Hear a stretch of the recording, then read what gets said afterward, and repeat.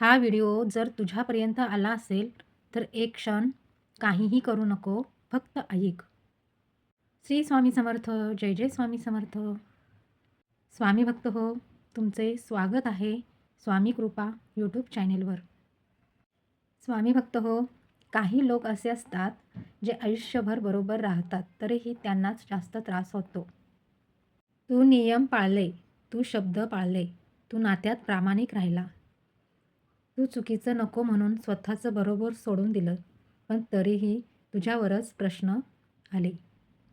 तुझ्यावरच बोट दाखवलं गेलं आणि हळूहळू तू स्वतःलाच विचारायला लागलात, मी खरंच चुकीचं आहे का? खरं सांगू का? काही लोकांना त्रास होतो कारण ते वाईट असतात म्हणून नाही, तर ते शुद्ध असतात म्हणून तू आवाज न करता सहन केलं. तू गोंधळ न घालता मागे सरकला. तू स्वतःला एक्सप्लेन करायला थांबला आणि लोकांनी ते तुझं मौन कमजोरी समजलं.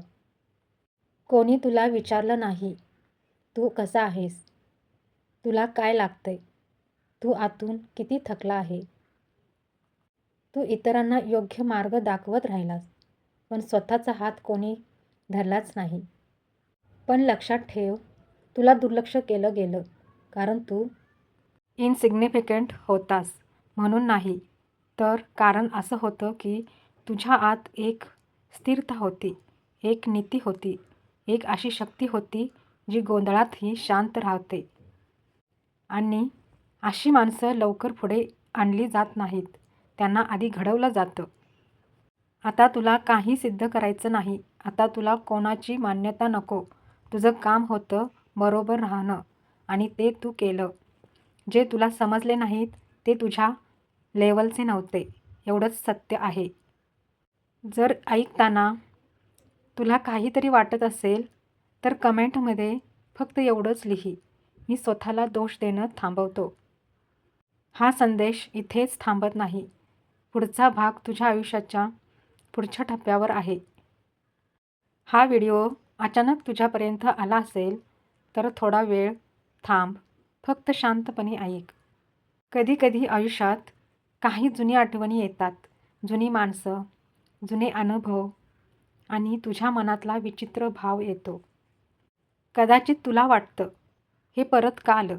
हे अजून का माझ्यावर परिणाम करतं? हे परत येणं वेदना देण्यासाठी नाही, ते तुझ्या आतल्या काही गोष्टी पूर्ण करण्यासाठी आहे. जुन्या लोकांनी, जुन्या नात्यांनी तुझ्या आयुष्यात काही इम्पॅक्ट सोडले आणि युनिवर्स आता तुला ते समजून घेण्यासाठी संधी देते. हे तुझे पनिशमेंट नाही, हे तुझे हिलिंग मोमेंट आहे. काही गोष्टी विसरता, काही लोक विसरता, पण आतल्या आत्म्याला त्या आठवणी तुम्हाला काही शिकवण्यासाठी पुन्हा पाठवतात. आणि हे लक्षात ठेव, तू तयार झाला नसता, युनिवर्स तुला पुन्हा कधी देत नाही. तू आता पाहण्यासाठी तयार आहेस, तू आता समजून घेण्यासाठी तयार आहेस. कदाचित काही लोक परत आले, कदाचित जुनी आठवण हसवली गेली किंवा रडवली. तुला वाटलं मी बदललो का? पण खरं तर त्या लोकांनी किंवा आठवणी तुला बदललेले नाही. तू बदलला आहे, तू वेगळा झाला आहेस. आणि युनिवर्स फक्त तुला हे दाखवत आहे की तू कुठे होता आणि आता कुठे आहे. ह्या सगळ्या आठवणी तुला पुन्हा जोडायच्या नाहीत. त्या आठवणीमुळे तुला परत तुटू द्यायचं नाही. त्यांनी तुला तुझ्या स्वतःच्या ताकदीची आठवण द्यायची आहे. त्यामुळे काहीही येत असताना भीती बाळगू नको. जुनी आठवण, जुनी ताकद जी आता तुला पुढे नेईल. जर तुला अजूनही असं वाटतं की मी तयार नाही, तर शांत राहा. तुम्ही आधी तयार व्हाल, मग युनिवर्स सगळं सोपं करेल.